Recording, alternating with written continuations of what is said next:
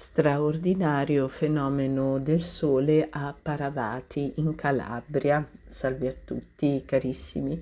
Oggi voglio tornare a parlarvi di Paravati che è una piccola cittadina della Calabria in cui è vissuta la mistica Natuzza Evolo, la quale per tutta la vita è stata protagonista, diciamo così, di eventi veramente prodigiosi che riguardano apparizioni della Vergine Santissima, dell'Angelo Custode di Gesù, con cui egli si intratteneva anche in conversazione, da cui riceveva dei messaggi, degli insegnamenti. E la mistica Natuzza Evolo parlava abitualmente anche con le anime del purgatorio.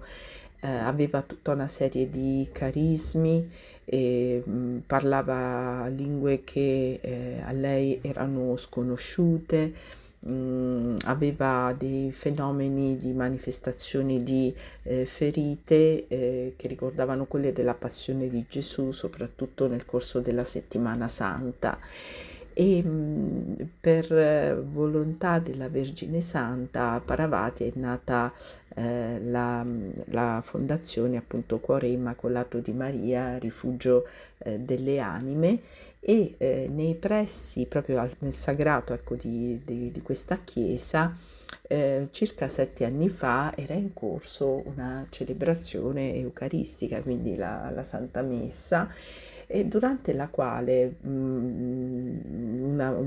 durante proprio una messa, che è un fenomeno che si è verificato all'incirca 7 anni fa, nel 2016, si era arrivati al momento della consacrazione e si stava per, appunto, dire il mistero della fede, quando a un certo punto il sole ha incominciato a pulsare e qualcuno ha visto in questa pulsazione del sole a un certo punto proprio la presenza della Vergine Santa, così come l'ha sempre vista appunto Natuzza.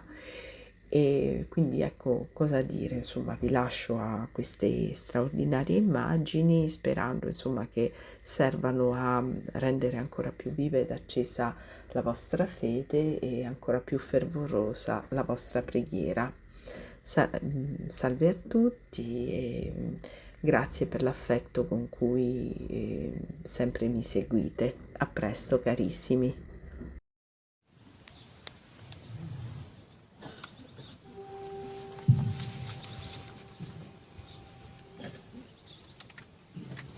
Mistero della fede.